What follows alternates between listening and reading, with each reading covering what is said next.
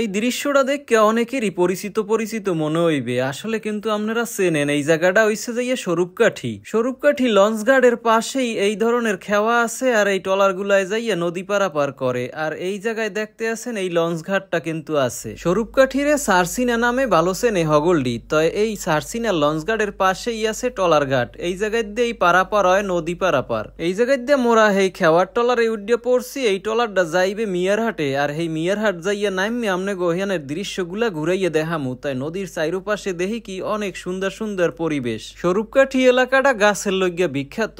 এই নদীর চাইরোপাশে দেখি কি অনেক গাছপালা আছে। হেই লইয়া অনেকেই কামকাজ করতে আছে, কেউ আবার সমিলে সেরাইতে আইছে। নদী পথে যাইতে যাইতে কত পেশার মানুষরে যে এই জায়গায় কামকাজ করতে দেখলাম হেইয়া হিসাব করিয়ে পাই না। এই অঞ্চলটায় অনেক মানুষে অনেক ধরনের পেশায় জড়িত। দূরে দেখা যাইতে আছে অনেকগুলা সমিল আছে। এই সমিল গুলায় আবার কাঠ চিরে চিরে তক্তা বানাইয়া রাইস করিয়ে রাখছে। ওই এখনো কাজ কাম চলতে আছে। নায়ের ডালির লগে দড়ি দিয়ে বাইন্দে লইয়াইছে বড় বড় গাছ। এইয়া বাসাইয়া লইয়াইছে বাইয়া এখন এই জায়গায় উড়াইয়া হেগুলা চিরিয়া তক্তা বানাইয়া বাড়ি লইয়া যাইবে। মুরব্বী এই চাচারে দেখতে আসি গাছের ছালগুলারে এক জায়গায় রাখতে আছে। মুরব্বী মানুষ তো গুছাইয়া গাছাইয়া রাখতে ভালো ঠাহে। বুড়া মানের কাম কাজ একটু গুছাইনে গাছাইনা হয়। ওই যে কথায় আছে না, বুড়া হইলে কামের মুড়া হয়। এই জায়গায় একটা সমিল না, পাশাপাশি কয়েকটা সমিল আছে। দেখছেন এক জায়গায় দেখি আবার ওই কাঠ চিরিয়া তক্তা বানাইতে লাগছে হেরা। আর এক মুরব্বী নামায় বইয়ে হগল চেরাগুলারে গুছাইয়ে রাখতে আছে। কহান কি হইছে। আর এদিকে দেখতে আসি অনেকগুলা তক্তা কাটছে, সব গুছাই গাছাইয়ে রাখতে আছে। সব সমিলেই কাম চলে। হগল মানের কাম কাজ দেখতে দেখতে মগো টলারটা ঘাটের দ্বারে আইয়ে গেছে। এখন মগো মিয়ারহাট নামাই দেবে। হেই মিয়ারহাটে নামিয়া হে পর আড্ডে যামু আবার ওফার। মগো খেওয়ার টলার আইয়া বেরছে। হেতক্ষণে দেখি আর এক টলার আবার যাইতে লাগছে ওফার যাত্রী লইয়া। এই যাত্রীগুলান সব বইয়ে রইছিলে কতক্ষণ পর পর জানি ছাড়ে। মনে হয় 20 মিনিট বা 10 মিনিট পর পর মনে হয় ছাড়ে। যাই হোক টাইমটা মনে নাই। মিয়ারহাট বাজারের মধ্যে দিয়ে মোরা আড্ডে সামনের দিকে আউগাইছি। এখন যাইতে আসি আবার এই ব্রিজ গো পারাইয়া ওফার। এর মধ্যে দেখি ছোট এক নেবাই এক সাইকেল লইয়াইছে হের জম্মের তারা। হে গুতা গাতা দিয়ে সামনের দিকে আউগাইছে। মুই আবার পিছে পড়িয়ে গেছি। এই জায়গার কায়দাটা কেমন কি হেইয়া দেখেন। এফার হইছে মিয়ারহাট আর ওফার হইছে ইন্দেরহাট। এই ব্রিজ গো পারাইয়া ওফার নামলেই ইন্দেরহাট। তা নামের লাগেই হাট আছে, বুঝিয়েই নেবেন যে জায়গায় হাট ও মেলে মনে কয়। তো যাই হোক নামের আগে হাট থাকলেও এ জায়গায় সবসময় বাজার মেলে। ছোট্ট এই খালের দুই পারেই দুই হাট। এই জায়গায় বড় বাজার। এ জায়গায় এমন কিছু নাই যে পাইবেন না।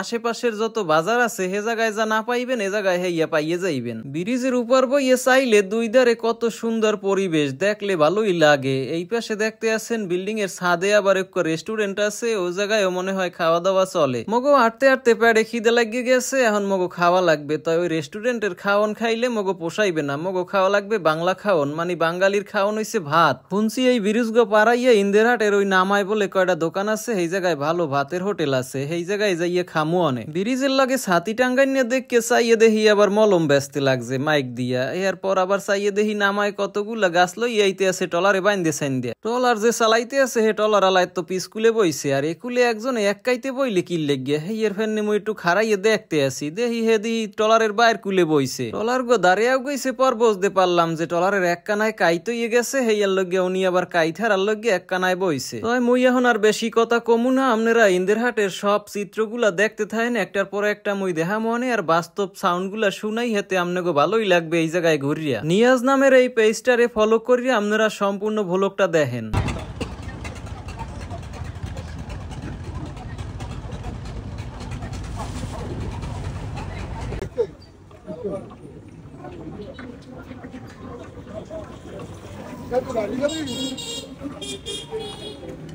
গাড়ি যাবি